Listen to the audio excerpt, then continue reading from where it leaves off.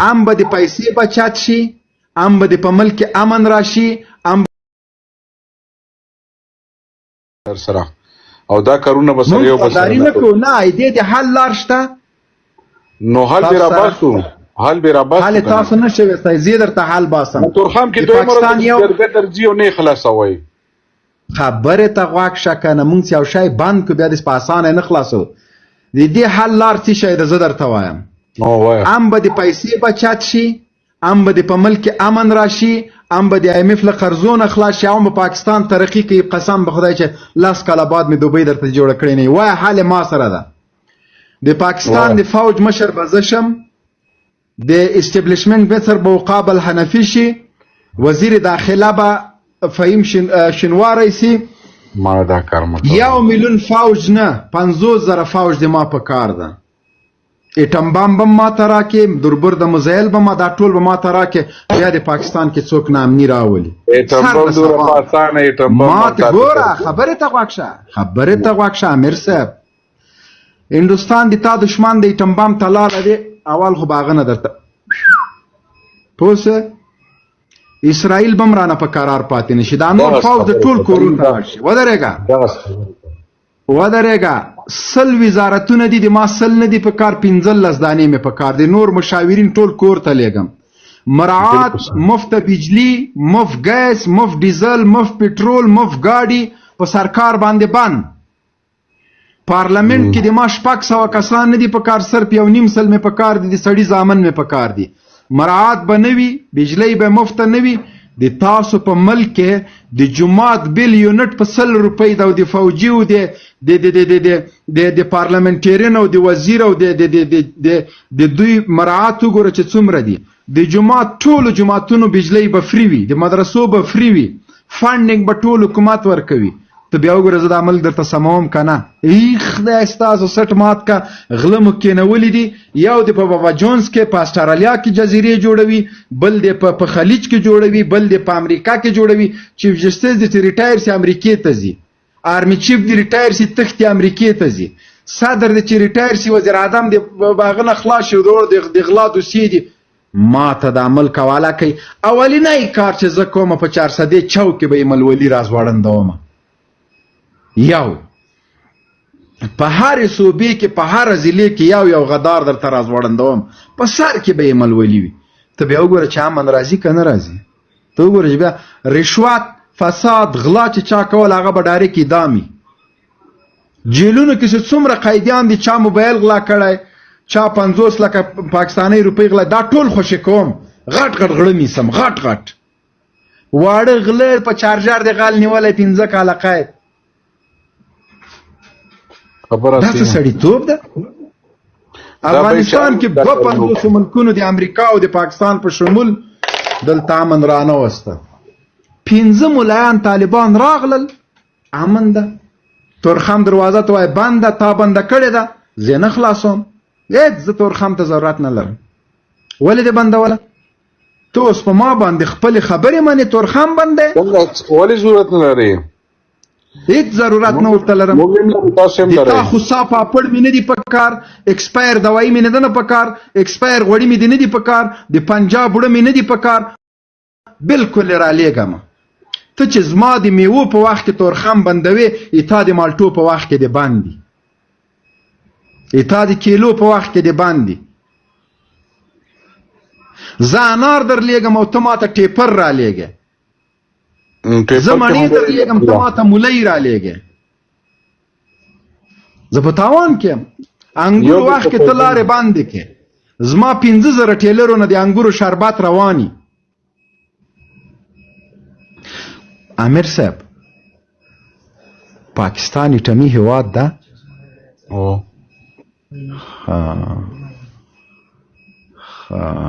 کې شک غني، تب کې شک غني. دا ایټم چا جوړ کړی و؟ ایټم نور سیزدانه نه، خو مشر عبدالقدیر خان و. بیا تاسو عبدالقدیر خان سره څه وکړل؟ هغه خیر بس څه مشکلات و که نه داخلي. وزیر اعظم په لور باندې ګیر شوی و که نه؟ څه مشکلات؟ خیانت ته وګوره، دا دومره خبیث ملک ده. هندوستان ته مسلمان عبدالکلام اټم بم جوړ کا، هغه د هندوستان اعزازي صدر مقرر کړ. پاکستان اسلامی ملک ته قدیر خان اټم بم جوړ کا، هغه جیل ته خطا کړ.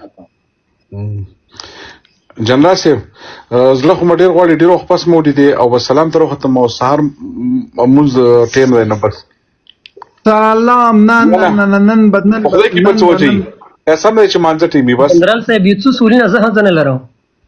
پوه شوې چانه دا شیخ چې روغلی دی. نه ته شیخ نه سره کولی به زما مانځه ټیم دی بیا بل ورځ انشاء الله. نه یو دوه درې سورینه لره. خیر جنرال صاحب مفتی صاحب دی مفتی صاحب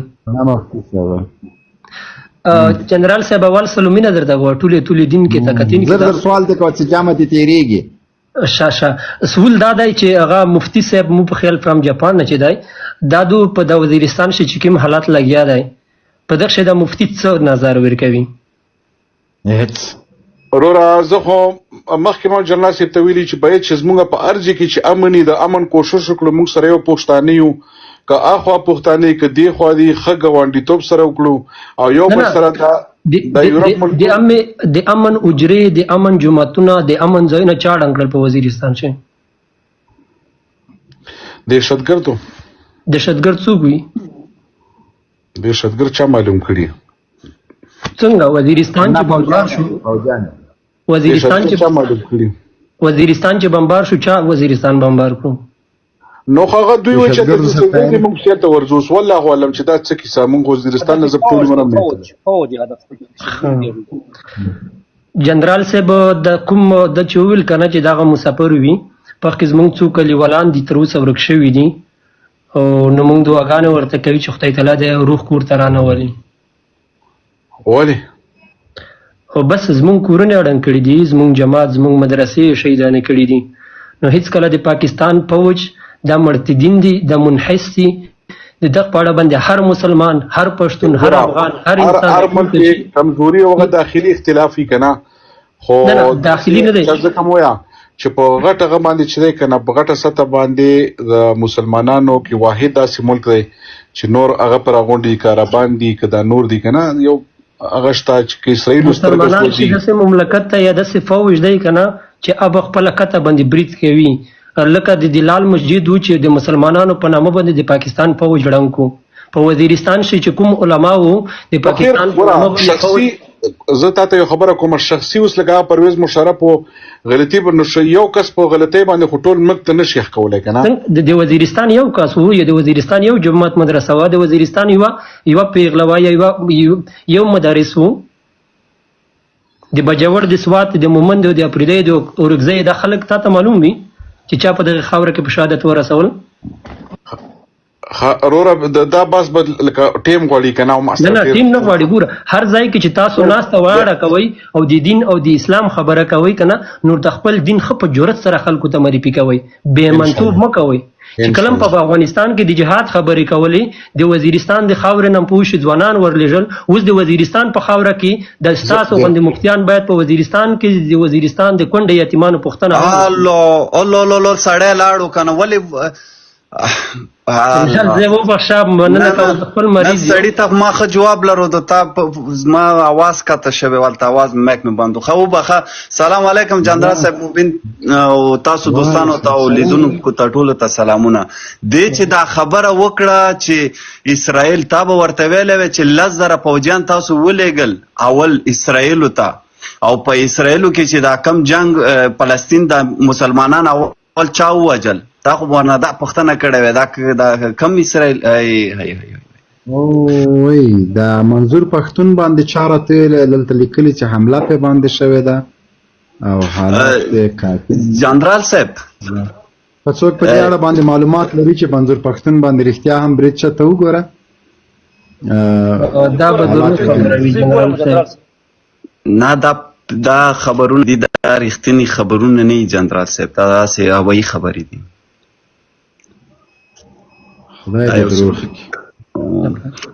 جنرال صاحب تانه یو ګیله لرم ډېرې بخښنې سره اورې جنرال صاحب جنرال صاحب تاسو کومه پښتنه د پاکستان د ادارې یا د فوج په اړه باندې خو نه لرئ؟ نو مونږ به د هغوی په اړه څه هغه ولرو چې باجوړ، وزیرستان، میرامشاه، تتخیل، سوات ټولې لوټه لوټه که. زه پوهېږم چې په میلیونونو مهاجر د وزیرستان نه دې ته مجبوره کړل چې په لوږه او په تند او په روژه کې له هغه جنه وباسي. دا 6 کاله مخکې او ټول ریفیوجیز کړل. بیا په یو عامې کورونه ورته ورانکام، بیا یو توړه ورکوه، بیا بیل چې موږ ریفیوجیز سره کومک کوو. زه د وزیرستان یو کس پیژنم 4000 کمپریسرې د فریجونو کمپریسرې نوې دا یې په دکان کې وو او اپریشن نه وروسته چې لاړ یو کمپریسر هم نه یو دانه هم نه. غلا او چرګې ته پټې کړلې چرګې. جنرال صاحب د منظور پښتون خبر دروغ دی، داسې منافقان دي د کسان چې دا کومنټونه کوي دروغ. نه درویغ دی جنرال صاحب. جنرال صاحب که دغه پشایي اتحادیه څوک راپورته کول ډېر کومنټونه کوي. جنرال صاحب زه مننه درنه کوتونه د تو د لیدونکي نه پایم جننه بس بخښنه کوه که مزیوته خبر هم کړی وي. الله دې وبخښه، الله دې ژوندی لره هر وخت زمونږ خبرونه ته راتلی شي. زه بس هر کله چې د پاکستان په اړه باندې څه خبره وي ما ته فالو کړلی ورور، پرایویټ کې میسج هم راته کولی شي او زه دې په خدمت کې یم ورور. جار جنرال الله دې تاسو لکه څنګه چې د مونږ له سار نه دا دردونه ورک شول، الله دې تاسو نه مرک کړي. انشاءالله مش لګیایي جنرال صاحب لګیایي مش لګیایي. ولا که مونږ له یاده ویستلي یاستئ، قسم په خدای تاسو مونږ خپل سترګې او خپل باڼه بولو او خپل سترګې او باڼه په چا نه درنیږي. نو خدای به دا مشکلات حل کړي انشاءالله. خدای مو عزتمن لره. مننه ډېره مننه، ښه وخت درته غواړم. جنرال صاحب څنګه چل ده؟ دا یو خبره خالي کوم بخښنه غواړم. امونه جناب جنرال صاحب محترم سړی ستړی مشي جوړ په بي پلان باندې ان شاء الله کار خسي روان دی. ډیره دوري نه ده پکار، ډیره دوري نه ده پکار، خو البته د ملګری باندې مطمئن شي چې ان شاء الله تعالی ډیر ژر روان دی. جناب جنرال صاحب زه یو سوال لرم، که دغه سوال کې مونږ ته وضاحت راکړي دا د نوي نسل جنرال صاحب ما غږ اوري. نوی نسل خو تا په خانیصب باندې خانیصب د بل شپه رانیولی وروره نوی نسل دیم پکې کو. اول خو دې سلامونه ورسیږي جنرال صاحب، خبرې ته غوږ ونیسه. داسې چل دی جنرال صاحب، زه یو پوښتنه لرم، که د دغه پوښتنې به جواب ماته ښه په ښایسته الفاظ باندې راکړئ نو دا به ډېر خوند وکړي. جنرال صاحب ما خو تاسې ته ویلي زه تاسو یو کشر ورور یم. جنرال صاحب مونږ چې کینو تاریخ ته ویو، تاریخ 15,000 کاله تاریخ لرو، صحیح ده جنرال صاحب؟ زما غږ درځي؟ 15,000 کاله تاریخ لرو جنرال صاحب، او 2 کلنه پروژه یو د پنجاب اداره راځي. دا 15,000 کلن تاریخ یې درته په اور لمبو دراولی. ولې د دې 15,000 کلن تاریخ او 2 کلن تاریخ ته که وګورو، مونږ او تاسې هم مشران لرو، مونږ او تاسې هم ځوانان لرو، مونږ او تاسې هم د چا خبره فکر شعور لرو. ولې 2 کلن ادارې دا 15,000 کلن تاریخ په مخه اچولی او د دې مخنیوي دپاره مونږ حل لارې نه لرو؟ آیا د دغه پوښتنې جواب ماته راکولی سي چې زمونږ دغه افغانستان د باروتو ښکار شو، دغه ځوانان مو دا پښتانه مشران مو وژل کېږي ټول د پنجاب ادارې باندې؟ پنجاب اداره هم ما او تا غوندې ککره لري او مونږ هم تاسې هغې نه ښه یو، 15,000 کلن تاریخ لرو، همدغسې ښه ستایلي یو، بااستعداده ځوانان لرو، مشران لرو. نو دا څنګه چل دی چې دغه پنجاب 2 کلنه اداره راځي غون عمر دغه بارود په افغانستان ځوانانو او افغانستان اقوامو باندې استعمالوي؟ مهرباني. ورګه وروره مونږ خو یوازې پنجاب نه، روسان او امریکایانو 52 هیوادونه وراغه افغانستان ته او دغه شیونو ته زمینه برابر کړه. د امریکا لوی اتحادی چې هغه پاکستان او په دې سیمه کې پاکستان هیواد نه او پروژه ده دا راوړه برتانیې بس دلته واچو زمونږ کرښې پې وویشله او مونږ سره په غضب واړولو. پوه دا یوازې پاکستان نه و، پاکستان له نن نه 40 کاله مخکې شلډه ځای نه درلوده، نن ورسه ایټمي اسلحه ده. ما او تا په خپلو کې سره ونښتلو، یا ورته له روسانو سره پنجه ووهله، بیا هم له امریکا سره ووهله. پاکستان د جنگ په افغانستان کې و، د بارډر منیجمنت په نامه، د راهدارۍ په نامه، د تروریست او د دهشتګر په نامه باندې پاکستان بېغام خپلې پیسې اخیستې. $33 میلیارده یوازې پرویز مشرف په 7 کالو کې واخیسته. په 7 کالو کې. هغه نه وروسته تر 2021 کال پورې $20 میلیارده نور واخیستل. $45 میلیارده خپل قرضې په باندې معاف کړې.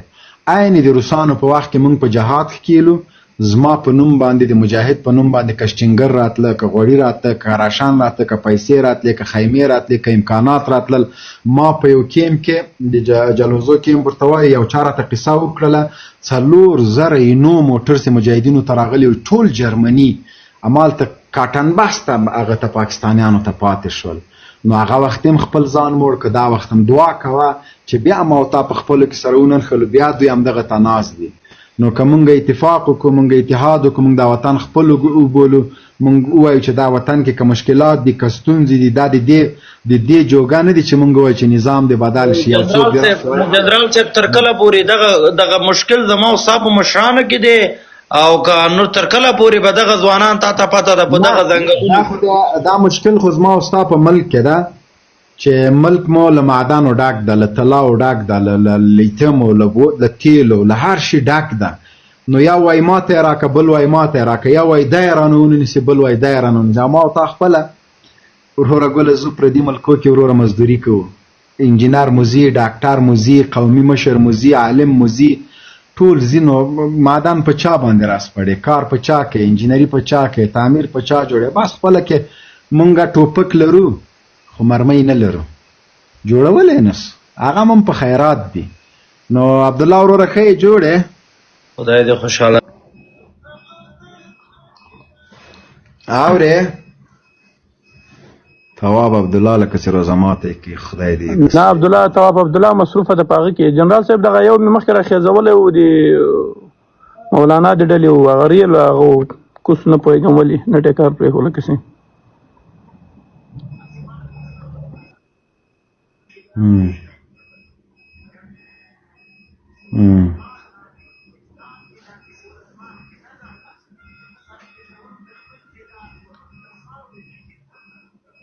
ودرېږه دا څوک ده؟ دا منظور پښتون په اړه وایي حقیقت ته حقیقت.